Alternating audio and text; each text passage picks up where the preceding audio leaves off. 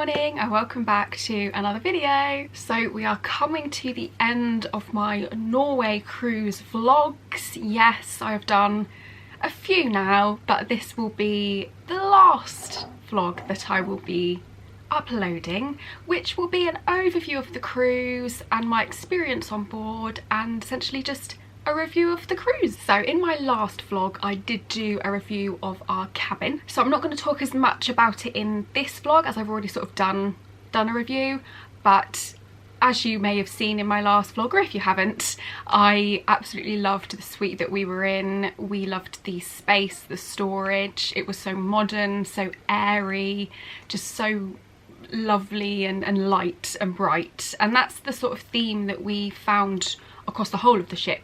It's just so light and airy and just so big, and we loved it. So we definitely loved our suite that we were in. And of course I don't want to finish this segment without talking about our balcony. It was amazing. We were at the front of the ship, so we had the full front part of the actual, you know, ship where we were going, and we had a side view as well. It was a sort of really spacious wraparound balcony. We had the chairs, even sun lounges, we had the lot. It was really lovely. But of course, with being right at the front, you do get the winds that are on to the ship, that are sort of being thrown onto the ship, so we did experience that a bit, to the point where we couldn't go on the balcony. So just bear that in mind if you're thinking about booking any front facing balcony cabin. You might not be able to go on it for the whole duration of the cruise. So moving on to the ship, so we were on Iona, and me and my sister, we've never been on Iona before.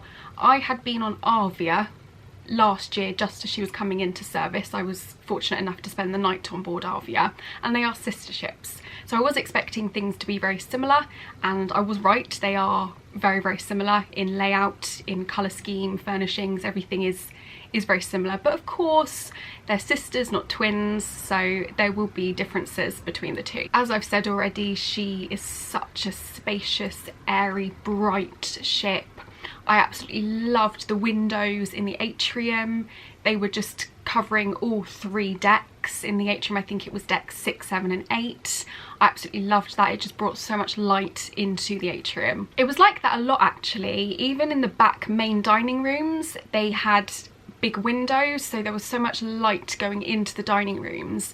Usually I find when you're in one of the main dining rooms of a ship, because most of them are towards the back, you don't actually get the windows. You do get obviously the bright lights and stuff, chandeliers inside the actual room, but you don't actually get some natural light coming in, and that's what I loved about Iona. I loved the colour scheme as well. I loved, like, it was like marble, white marble floors, like glittery steps, a spiral staircase, just like bits of silver.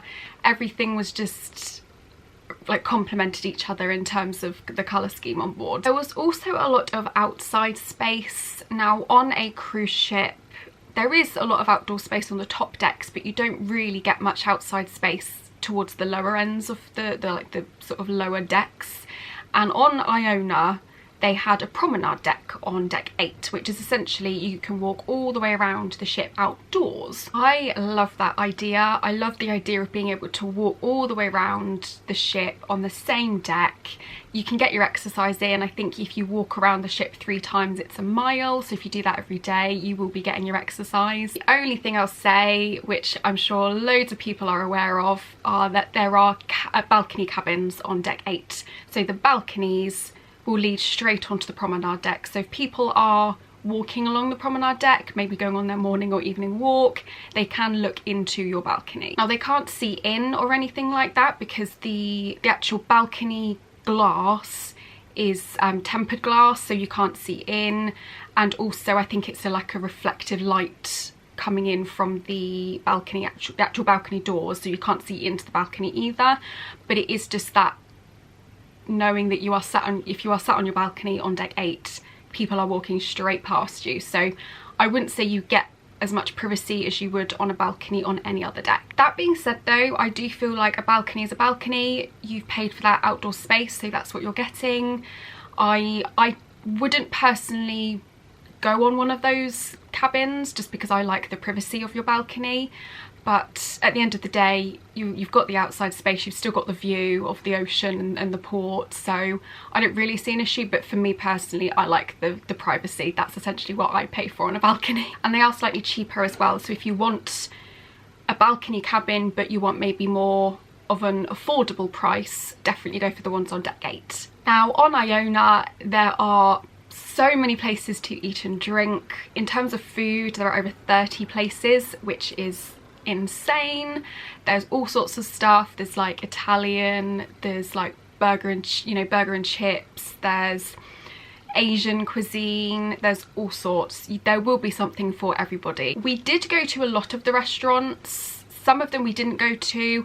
We don't go to the Sindhu restaurant because we don't like Asian food. We didn't go to the Epicurean because all the food there isn't particularly our tastes, but we did go to some other places. For example, we went to the Glass House. We absolutely love the Glass House on all the P&O fleet. We love their little trios of desserts they do, and they also do trio of main courses, and I absolutely love that food that they do. We also went to the Olive Grove, which is like a Mediterranean type restaurant. I had a Caesar salad and a side of fries. My nan said she had the lasagna and garlic bread.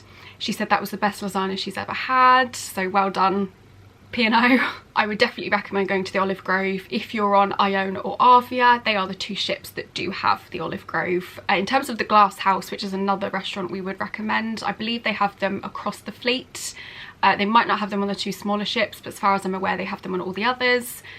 Definitely recommend that restaurant as well. We also went to the Limelight Club during one evening, which is essentially you pay, it was about £28 per person, and it's a full-on evening of food and entertainment. You spend about 3 or 4 hours there, so it's like every night they do this. You get there from about 7 and then you are there until about 10:30. You have a 3-course meal, and then you watch like a live band for about half an hour, and then you have like a live act, which is like the lead act, which is who you're there to see, for about 45 minutes. We had Gareth Gates for our lead act during our cruise, and we do have a running joke. I think I've said it in my previous vlogs before. This is now the 3rd cruise that we've been on where Gareth Gates has performed, so we have seen him perform 3 times in 3 different cruises, so it was not really news to us. We knew that he'd be on there. We know what he's like as a performer. He's really good. He was really fun, really nice, and yeah, good act that he performed. The element of that evening that did let us down was definitely the food. We don't think the whole evening was worth the £28 purely because the food options weren't great at all. There's not really a variety. If you're vegetarian, you can only have there's only one thing to choose from. There's not, I think there was 3 starters, 2 mains and 2 desserts, so that I don't think is a very good variety to have, especially for dietary needs. But yeah, I would say that definitely let us down, and we did go out of the Limelight Club actually feeling quite hungry, which is disappointing when you're on a cruise because you should never go hungry on a cruise. Now this is just my opinion. I have seen other people who've said that, you know, their evening in the Limelight Club was amazing, even if it was with Gareth Gates or if it was with another performer.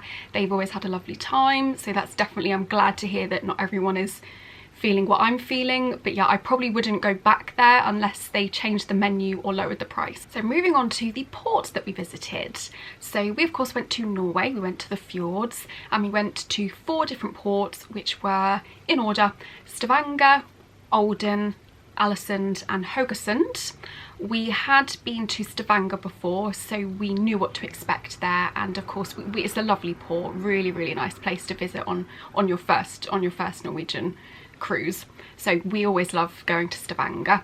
The other 3 ports we hadn't visited before.